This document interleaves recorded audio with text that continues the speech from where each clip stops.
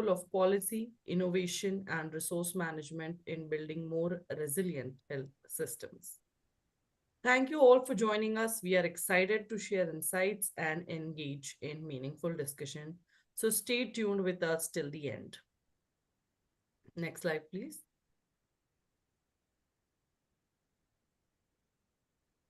So, yeah, dear audience, let's just have a look at an overview of academic prevention or epidemic prevention. Epidemic prevention is shifting from reaction to prediction. Traditional public health once focused on containing diseases after outbreaks began. Today's systems aim to forecast and prevent them before they spread. This involves combining science, technology, and strategy for proactive defense. Integrating of innovation and systems. Modern epidemic prevention relies on blending medical research, data science, and community health infrastructure. Also, there is input from predictive modeling tools that enable decision makers to detect abnormal health trends weeks in advance. The core focus areas today are basically not just prevention, but it's early detection, the rapid response, and equitable access to healthcare. So, no country or a community is left behind. Future readiness through technology has become a prime criterion for all the epidemic preventions. Emerging technologies such as artificial intelligence, genomic surveillance, and Internet of Things are transforming how governments and global health agencies are looking at this. Strategic importance at the end, what we look at today is not just epidemic prevention, but it is a medical necessity now. It's a foundation for social and economic stability, ensuring countries can withstand future shocks without any disruption. So, as we all know, and we have seen that there is a recent pandemic impact from COVID-19, from Ebola, and from SARS, and we all have seen its impact and the problem that it has got to the entire world. Next slide, please. So, global context of pandemics. Let's have a look at what is the global context of epidemics and what and how it looks like. Okay. So, basically, there is increased mobility and trade heightened epidemic risks. So, normally, it's just not about the pathogens, it's not about the viruses that affect us, but it's about their mobility. They move faster than we do.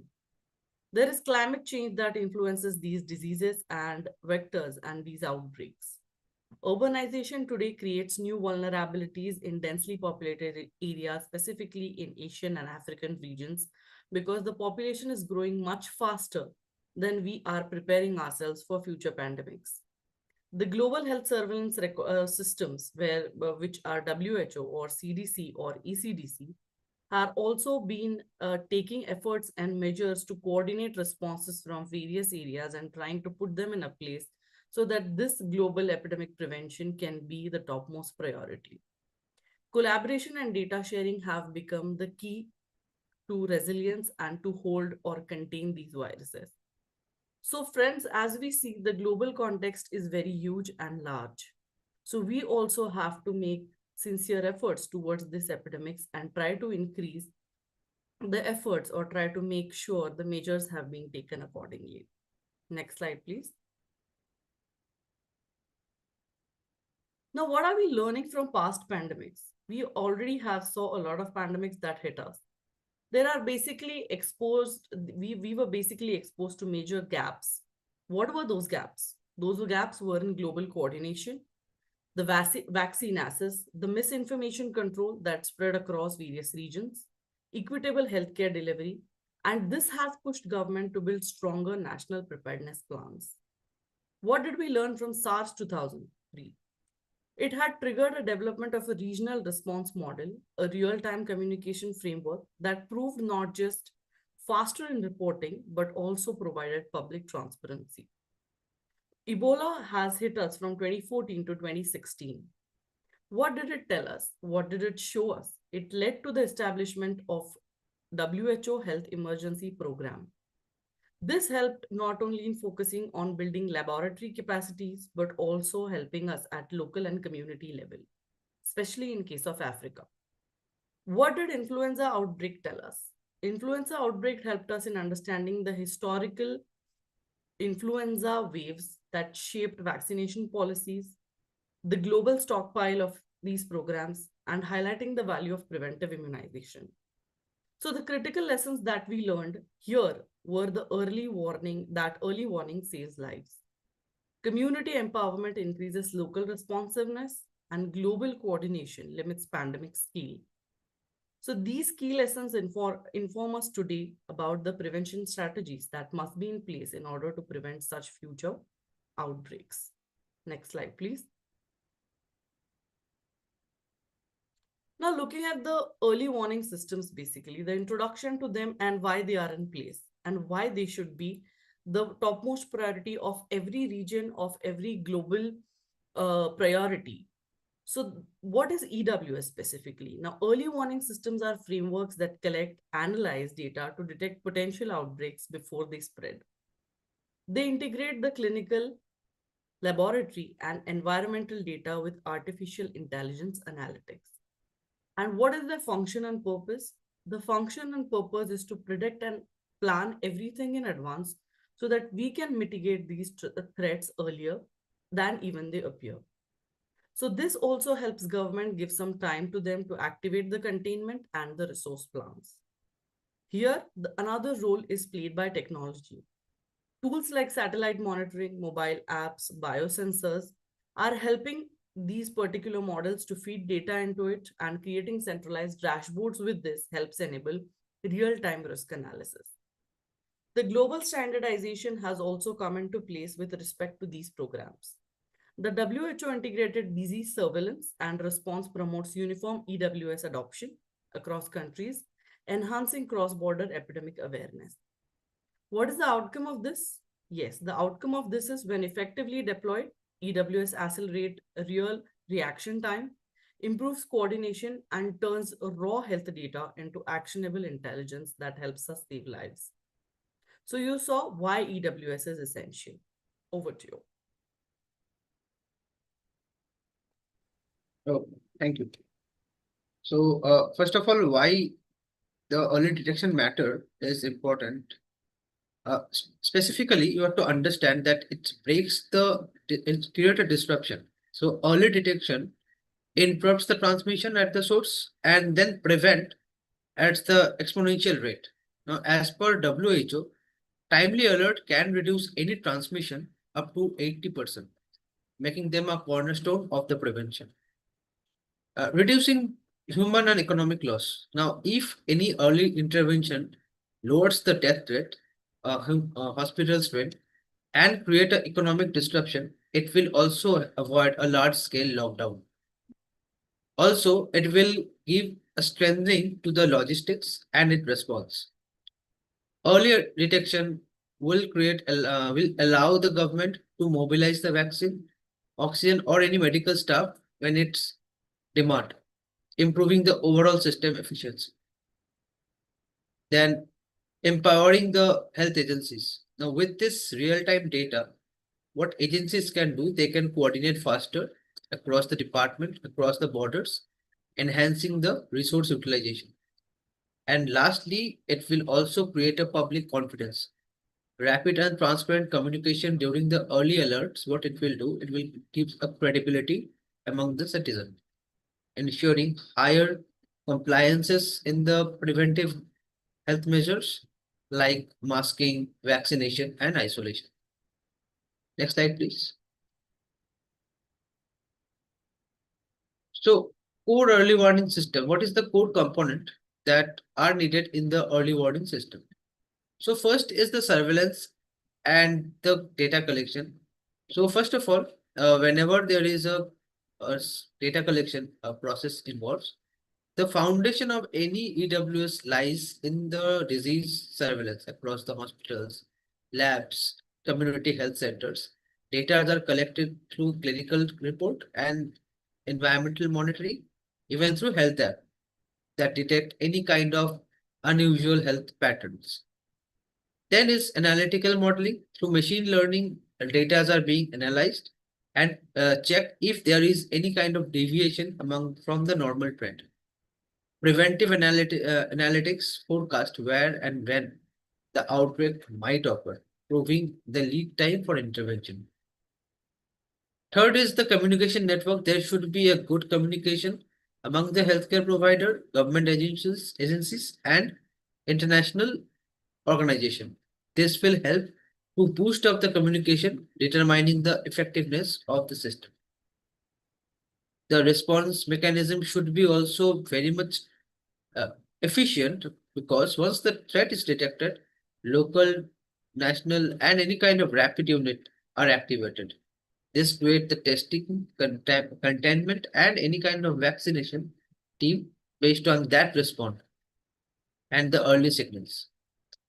And last but not the least, feedback and improvement. So any EWS system has to be dynamic, that evolves through the outbreak. Post-crisis analysis helps to detect the algorithm, reporting the procedure, and community communication strategies has to be implemented to improve the efficiencies. Next slide, please. So there has to be some digital transformation in the EWS, in the early warning system. The first is the role of digital technology. So the shift toward the digital health system in the epidemic prevention has to be there. There are certain technology like cloud-based technologies, telemedicine, mobile reporting, which has replaced the manual process, improved both the speed and the reach.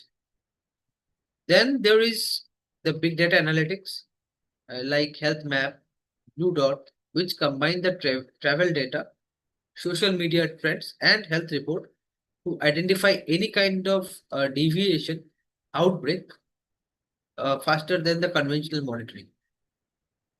Then we have the mobile health tools like in India we have Arogya Setu, in Singapore we have Trace Together, which actually what it does is it enables the rapid contact while maintaining a data privacy uh, with a Bluetooth tracking device.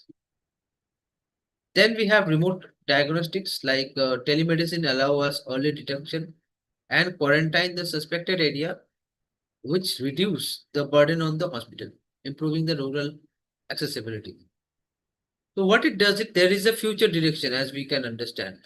With the enablement of AI and 5G, the health system is able to predict any kind of epidemics in the real time, linking the EWS system with the wearable device and the smart infrastructure.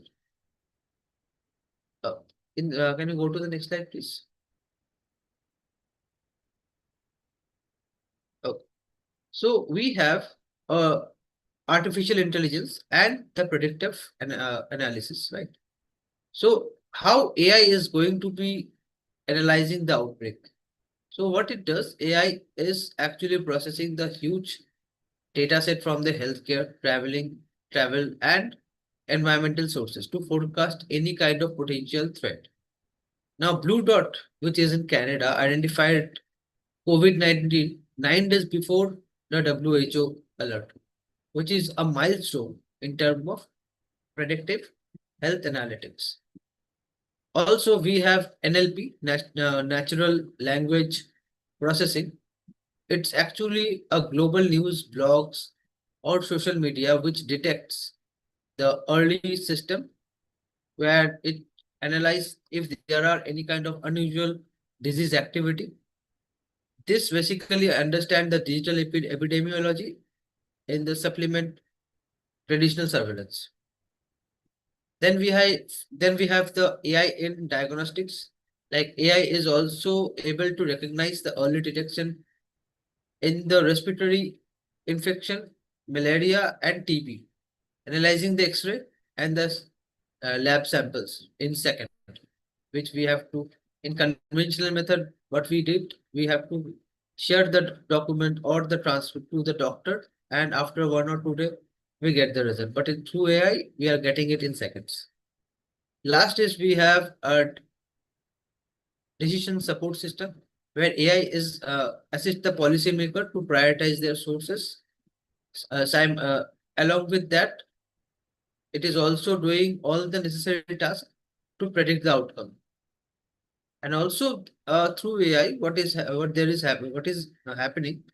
There is a continuous data quality and accountability is occurring in the backend so that any kind of biasness do not occur in the public health. So there is a continuous use of uh, ethical usage of AI continuously happening through the back. Now, role of genomics in the epidemic surveillance. Can you go to the next slide, please? Yeah. So genomic surveillance. So what it does is it basically try to analyze the genetics and the DNA and identify any kind of mutation in the virus or the bacteria, enabling the transmission route to reduce the uh, what we can say the epidemic. Then we have rapid variant detection. So during COVID, the genomic surveillance allowed the scientists to detect and monitor the new variant of Delta and Omicron, influencing the vaccine update. Then we have global data sharing platform initiative like GS, GISID and NextTrend facilitate the genomic data across border. What it does, it promote transparency and cooperation so that it reduces the global pandemic or epidemic. Then we have integration with EWS. So linking genomic surveillance with EWS enhances the early detection, combining the behavioral data and biological data. So based on these 4 points, what we can see, there is a trend going on through the uh, tools. Tools like Oxford Nanopore tools, mini iron, which enable the real-time pathogen detection in the field itself. Next slide, please. So, so Internet of Things IoT is also impacting, or there is a critical role in epidemic monitoring.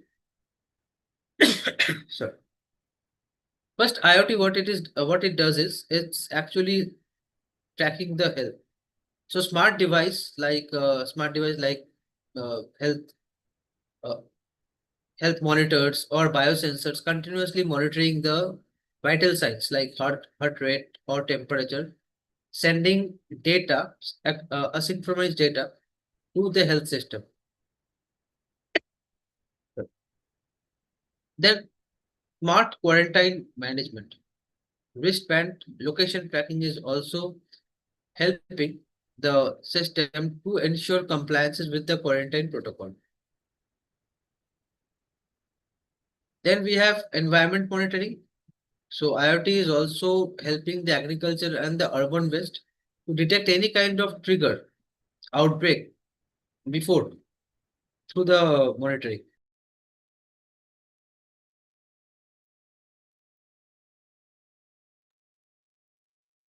Data integration. So combining IoT sensor with AI is also actually helping the environmental signal and understanding any disease state through the data analysis. So there are certain challenges that is also occurring, like IoT enhancing the precision, issues like cybersecurity, data overload, infrastructure cost, that are also being addressed with the global adoption. Next slide, please. Over to you. Thank you, Arga. Thank you for the wonderful insight.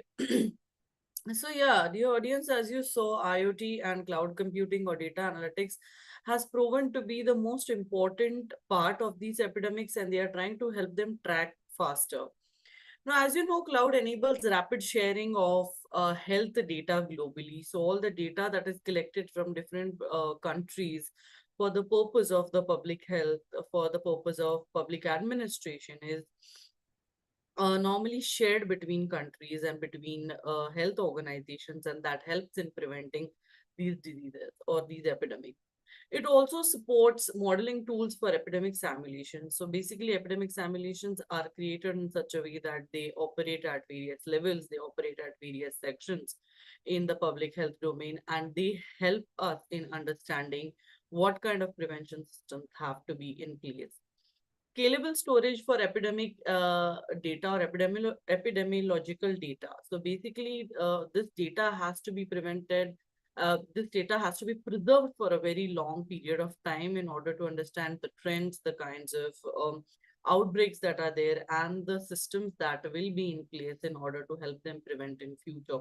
So I think cloud computing plays a very important role in having this data stored for a longer period of time. This also helps in enhancing coordination between health organizations like World Health Organization or Center for Disease Control. So basically, and the ministries that are a part of different governments that are run throughout and they contribute to public health.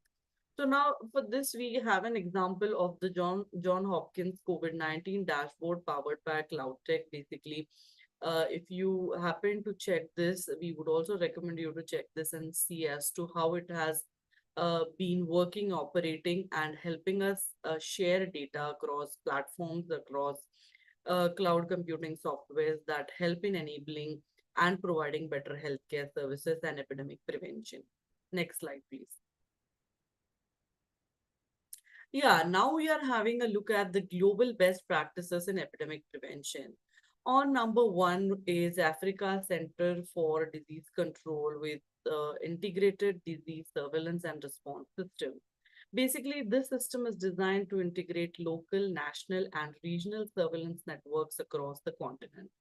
The IDSR framework has originally developed by WHO African region that brings together data from various disease surveillance systems across hospitals, community health posts, labs, emergency response teams into a single coordinated system which prevents fragmentation and ensures rapid information sharing. On number two is South Korea's K quarantine system, effectively combining artificial intelligence, big data, and mobile tracing technologies that manage control infectious disease outbreaks. Especially, this was being deployed during COVID-19, where South Korea had used AI algorithms to analyze vast amounts of data, including the travel history of patients, their medical records, and the contact patterns that they had. This rapidly helped identify potential infection clusters, which were of major importance during that time, and that helped prevent further outbreaks or or predict the transmission routes that the patients carried. Next is the Singapore had developed a trace together system during COVID-19, which is a digital contact tracing system to quickly identify and notify individuals who may have been exposed to COVID-19 to prevent them from further problems. And then we have India's integrated health information platform, which is IHIP, which is a digital disease surveillance system designed not only to strengthen country's public health response, but this has enabled real-time data collection and reporting of infectious diseases. Lastly, WHO's Global Outbreak and Response Network, which is GOARN, is a worldwide network of about 250 technical public health and academic institutions that are helped to collaborate to detect, verify, and respond to disease outbreaks. So, as we saw, these global health practices in EWS have been lately developed while there was COVID, but these have to be continuously developed and worked upon in order to help the epidemic prevention and to have these contained in future. Next. Next slide, please.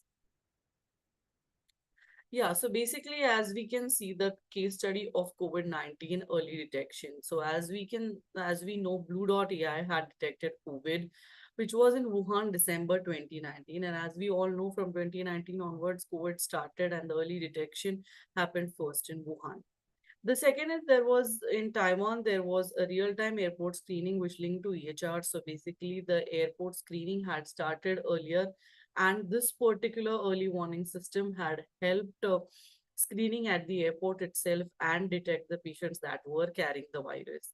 South Korea also had implemented digital contract tracing within weeks. So basically, within weeks, there was systems that were deployed and that had detected digital contact systems. New Zealand also had applied predictive modeling for the lockdown timing, and so that the people, those who were carrying or who were traveling, were able to know that when they are supposed to be under lockdown or under quarantine procedures. So as we see the lesson that we get from this is that combining data and decisive governance helps solve the problems related to epidemics and helps save lives. So this is a major case study that we look at. Next slide, please. Now, this is the role of One Health in epidemic prevention. So basically, One Health program is a program by WHO, and this program is the One Health approach in epidemic prevention. So the Food and Agriculture Organization, which is FAO, World Health Organization, WHO, and World Organization for Animal Health, OIE, which is now WOAH, actively promotes cross-sectoral collaboration for early warning systems, particularly under the One Health approach. Basically, One Health approach aims at not only collaborating human lives, but animals and environment taken together, so that we all are integrated under one such plan. These organizations basically under One Health program encourage linking of human health, animal health, and environmental health surveillance systems. This integration helps detect zoonotic diseases, threats early, since managing infections is like, and let's suppose there was avian influenza or Ebola. So this started with origination with the animals itself. So this helps in detecting of these systems, detecting of these infectious diseases prior, and then it approximately helps them understand how they can be prevented in future. So basically, as we can see, there are 75% of emerging infectious diseases are either zoonotic in origin. And that is why this One Health program helps in understand how they can be prevented. Next slide, please. So climate and environmental surveillance. So basically, as we are a part of environment and we are continuously in connection with climate. Climate data helps predict vector-borne disease risk. Okay, so basically, the collection of climate data and environmental surveillance is of a prime importance. El Nino patterns linked to malaria and dengue outbreaks. So basically, this data also helps in understanding the patterns related to malaria and dengue outbreaks and when this can happen in near future. Remote sensing detects breeding habits early, and integrating weather and health models enhances precision. So as you see, data modeling, early warning systems, environmental surveillance, all taken together works in a positive force towards preventing of epidemics in future. The recent example of this is by NASA, where data was used in African EWS networks. Next slide, please. Now, coming to the slide of where community-based early warning systems have to be put in place in order to make every section of the society aware about what steps have to be taken in future. So we have local health volunteers which act as frontline reporters. They are an essential element of the society which contribute to public health care largely. There are mobile SMS tools that each one of us is holding a mobile today. So everyone is aware about their health, and everybody is today aware about their health so much that they are taking steps to keep everything in place. We take good care of our health and our wellness. So that is why mobile SMS tools empower in rural disease surveillance. Engaging community leaders improves trust and reporting. Indeed, you already have to reach out to the nearest local healthcare center when it comes to an early warning system and get all the relevant information that helps us prevent from any future contamination. Next is the decentralized models help strengthen national systems. There are national systems in place, central systems in place. There are state level systems in place, community level systems in place.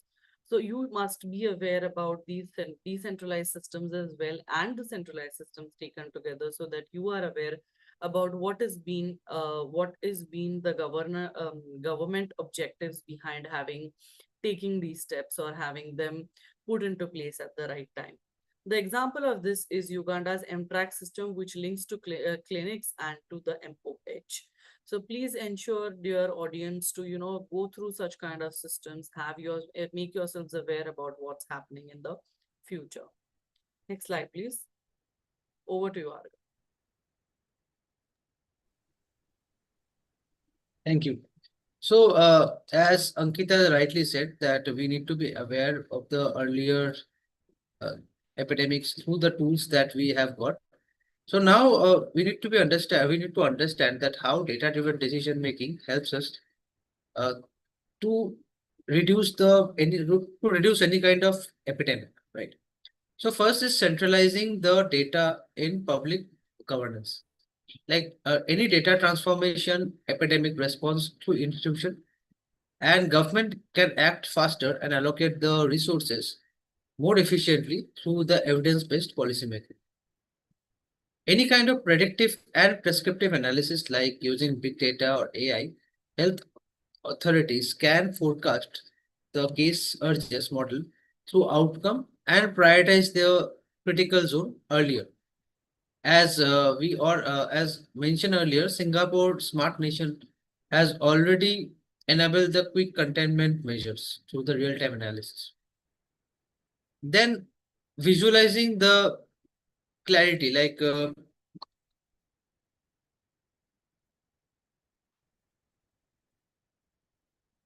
sorry.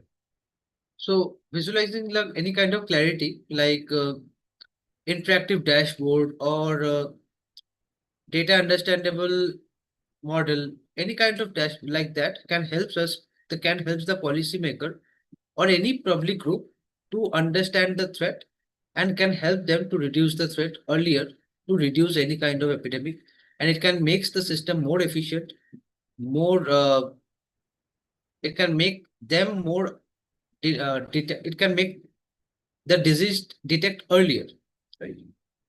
Then we have the cross agency. So through cross agency, what we can understand is, so linking any kind of tools, linking any kind of meteorological survey, or linking any kind of genomic data can give a broader picture or of how the disease is getting spread and uh, how the disease is being fragmented, and it helps to get to take a better strategy to reduce the epidemic, right? Then governance and effective decision making. So using effective decision making, it makes the communication more transparent and makes the data strict to makes the data more protective, and it create a transparency amongst the citizen, amongst the public. Now balancing public health urgency with the privacy safeguard can gives trust among the public and bring compliances in the system, right? Next slide, please. Now the challenges. So what are the challenges that are being implemented or that are currently occurring in the early warning system? So first is data gap and limited infrastructure. So first of all, the data is not available every time. There is a huge data gap. So not from like from the rural area or from any kind of remote area, data are not available.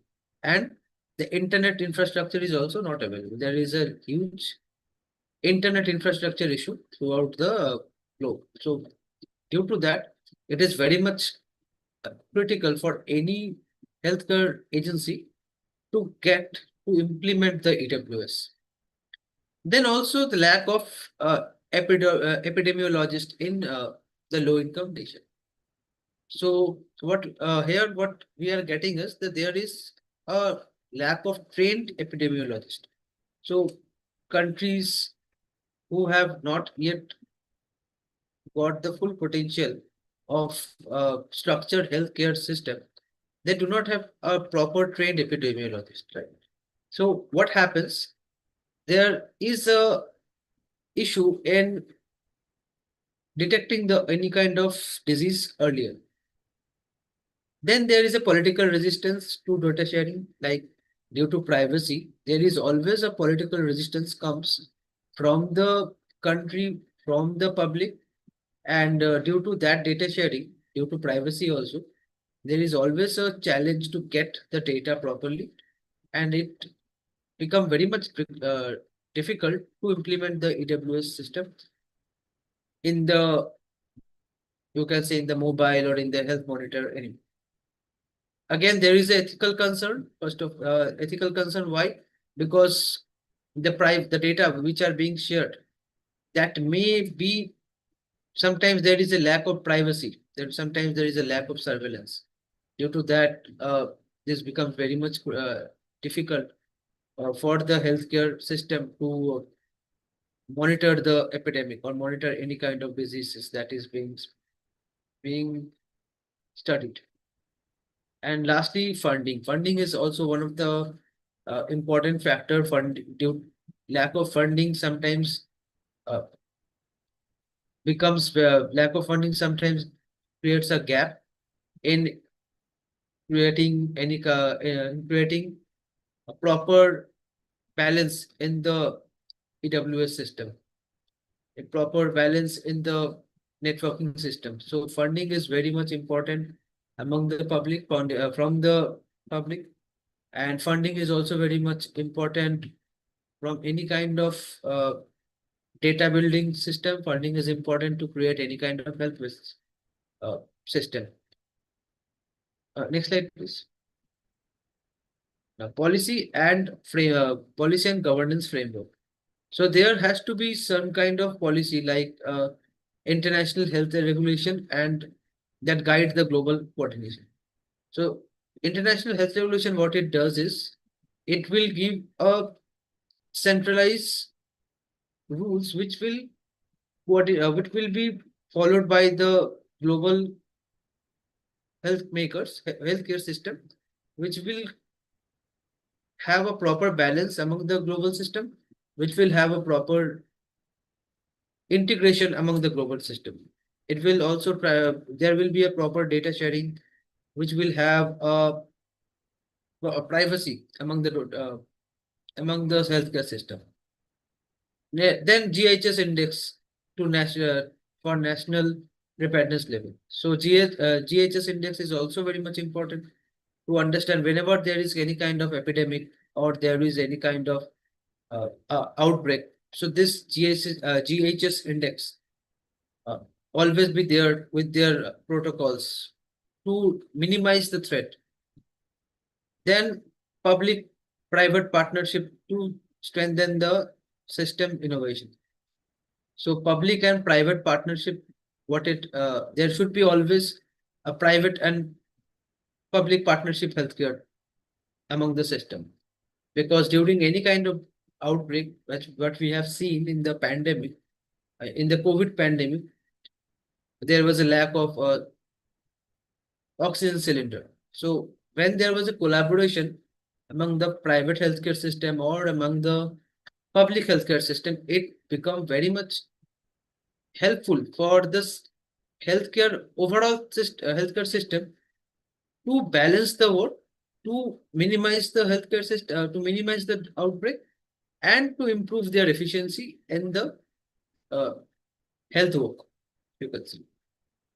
Then regional hub enable the decentralized data management. So of course, uh, centralizing the data management sometimes become very much rigid.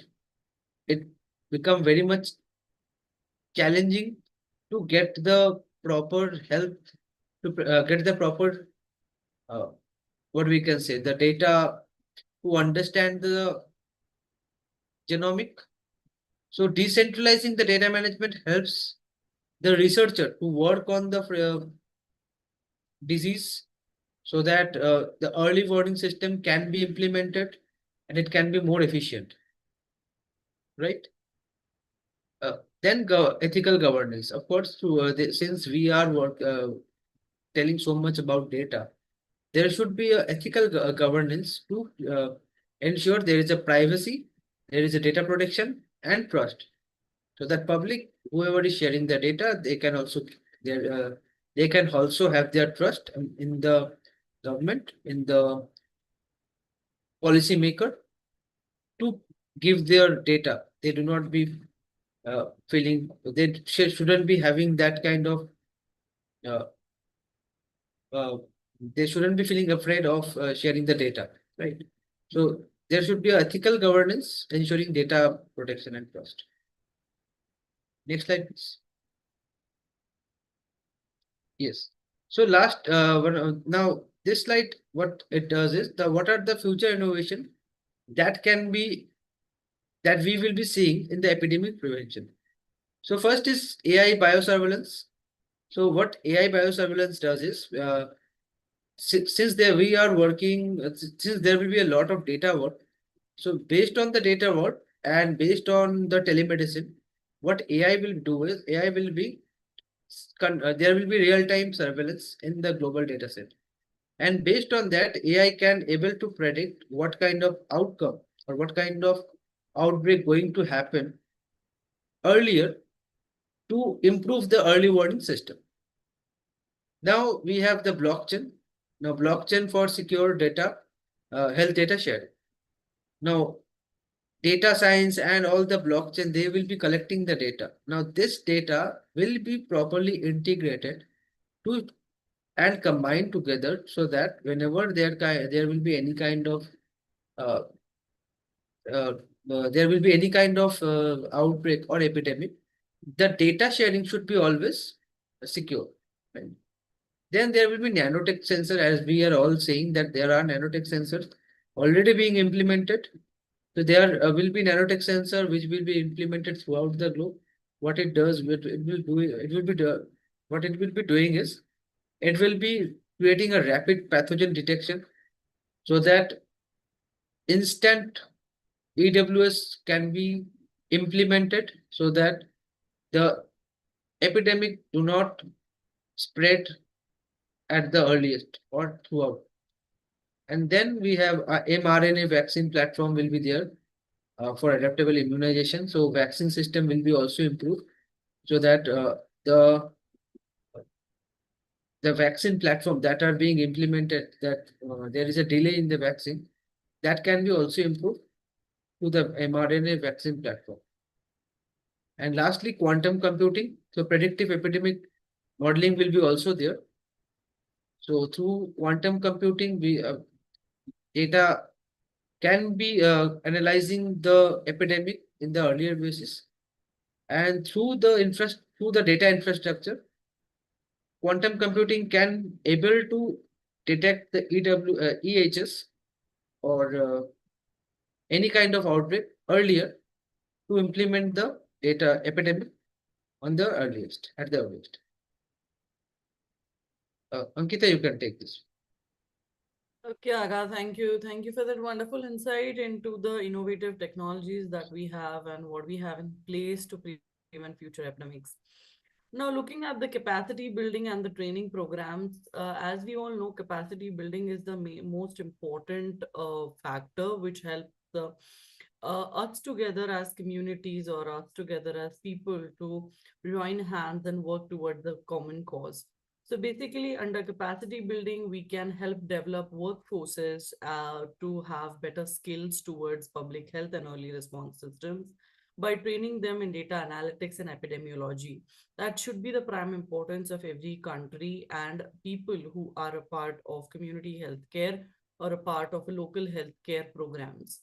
The second is there is a WHO academy that not only offers virtual training on epidemic responses but also helps people train how to handle these issues or how to handle epidemics for a larger amount of time, how to have proper responses towards it, how to understand the early detection systems or the surveillance or help global organization create such initiatives and lead them in future. Simulation based learning enhances preparedness. Yes, indeed, because simulation is something which helps people understand measuring such outcomes or measuring the outcomes of these epidemics in a place or in a way that they are simultaneously measured and looked after. So basically, simulation based learning is basically aimed at doing so. Collaborations with universities and research centers. There are various universities or educational institutions that currently offer different healthcare courses, different healthcare programs that specialize in epidemic prevention, that help in healthcare programs or having healthcare being understood and prevented or been made available to everybody on a larger scale. So such kind of courses, such kind of collaborations are indeed essential on a community as well as on a national level. Sustainable funding for long-term skill retention. Yes, indeed, every country should have some amount of funding, some amount of sustainable funding that goes long way for contributing to the public health systems and to public health care. Next slide, please. Now we'll just have a look at the global collaboration and partnerships and how they work hand in hand in order to help these epidemics. So basically, the World Health Organization and the Global Alliance for Vaccines and Immunization, which is Gavi, GAVI, and the Coalition for Epidemic Preparedness Innovation, CEPI, are the key global organizations that lead these initiatives in vaccine development, distribution, and disease surveillance. Cross-border data sharing through open source platforms refers to the practice of sharing health, epidemiological, and surveillance data between countries using freely accessible digital tools. This helps in enabling faster detection and coordinated response to outbreaks.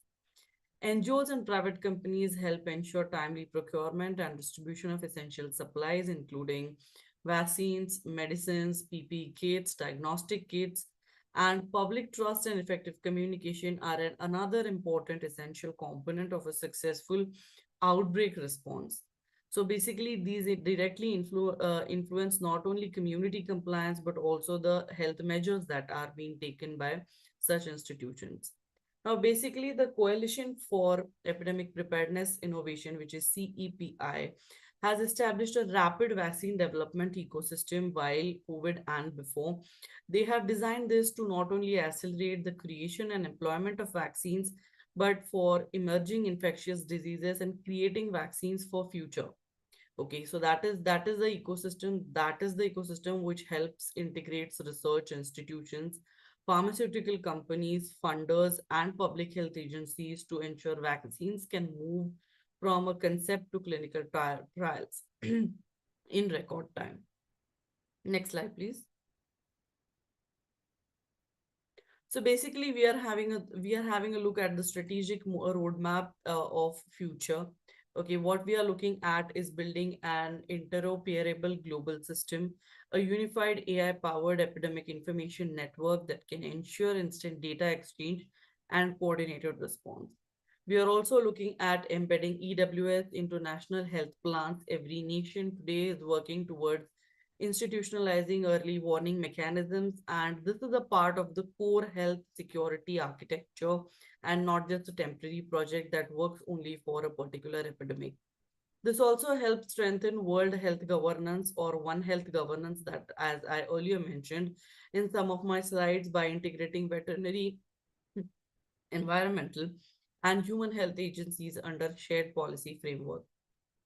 This also helps in equitable vaccine access and financing them.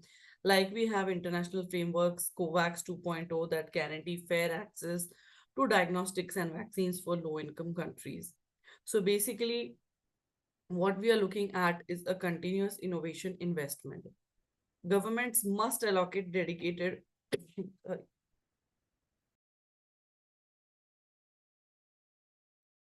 yeah, sorry for the interruption. So basically, I was saying that what we are looking at is the continuous innovation investment that helps in preparedness for a global ready future. Arga, over to you.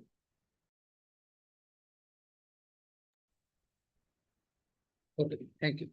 So I would like to conclude from the given slide. Uh, so here, what we have gone throughout is we need to understand that there we need to integrate science, system, and technology. So first is we need to understand that how any kind of prevention, epidemic prevention basically, is depending on the fusion of scientific innovation, total integrated system, and a strategic foresight, strategic decision. Okay. Then the second is technology has to be there and it should be focusing on success. So it must emphasize on latest tools. It must be emphasized on adaptive system. It must be emphasized on preventive future outbreak and predicting the outbreak. Then the next future resilience lies in proactive and data driven within the health system. So any kind of health system, it should be preventive, and it should understand the data driven health system. So any kind of data driven health system, it should be sustainable, and all countries must stand together so that the data sharing should be a part of it, so that any kind of outbreak occur, we can able to understand that, and there should be a prevention method incorporating efficiently. Then we have the local empowerment and the global solidarity remain crucial. So institutional resilience must be there.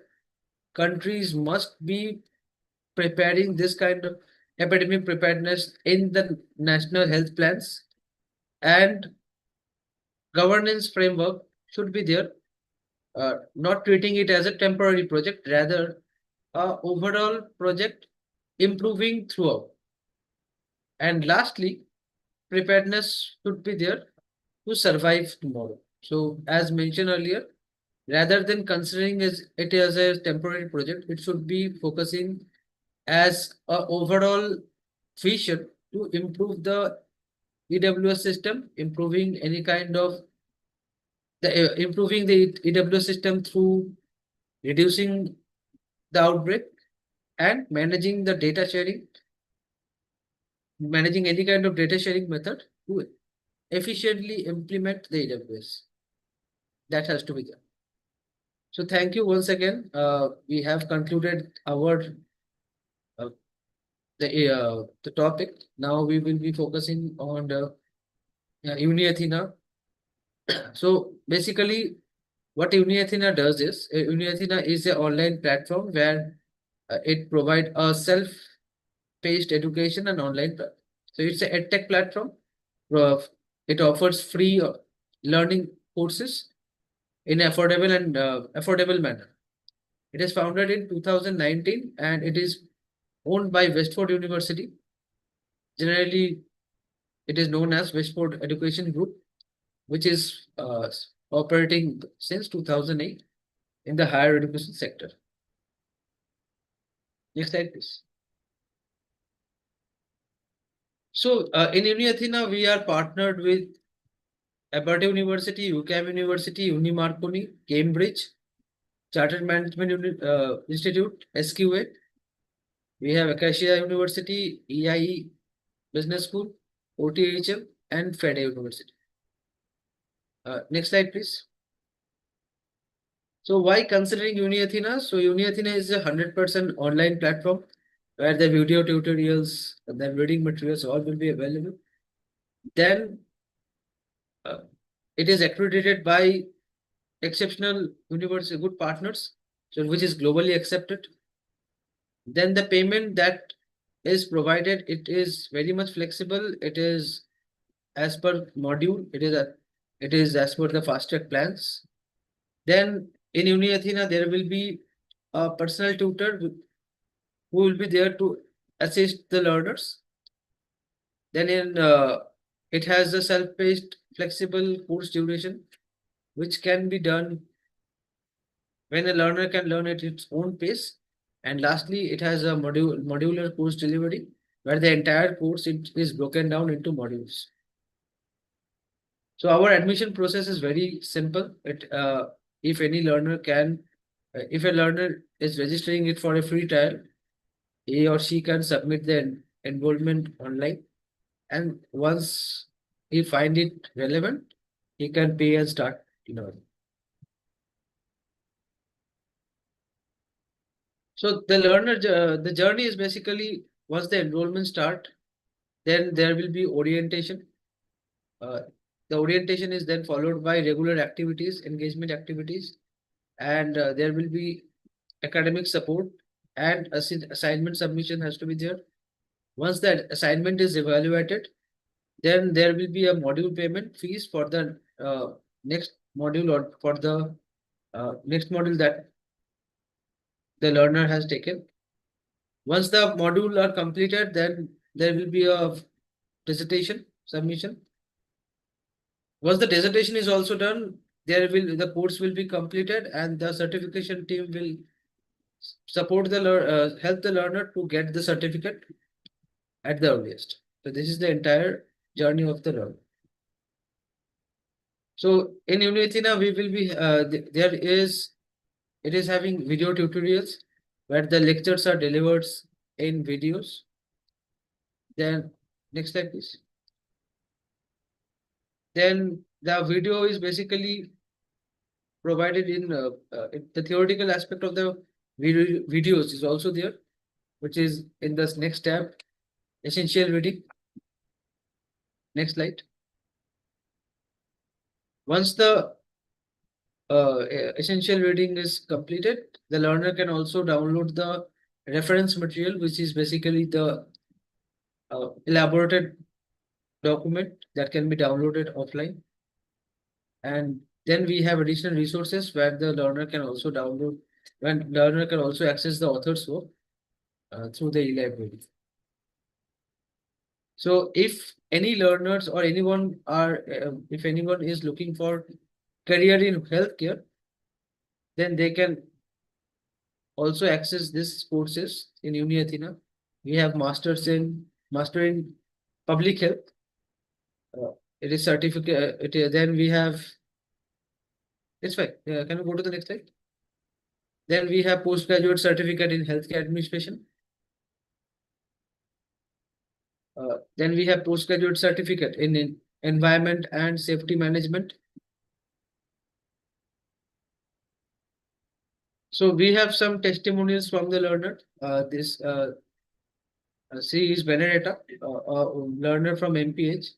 She has also completed the MPH course, as a Master in Public Health. So she has got a good experience and she has shared her experience. Another learner, David, he has also done the postgraduate certificate Environment, Health and Safety Management. He has also completed the course and he has also shared his experience. You can also check this testimonials in the website as well. Can you go to the next slide? If anyone is interested, the learner can uh, check for this website or check for this website and also contact fatima@uniathena.com or admission@uniathena.com. We also have a WhatsApp support. They can also call here and get the details. So thank you once again for joining the webinar. If you are interested, you can also participate, join in the next webinars. Thank you, Ankita. Anything more you want to add, Ankita? No, no, Arga, thank you for your wonderful insight into Uni Athena and its offerings.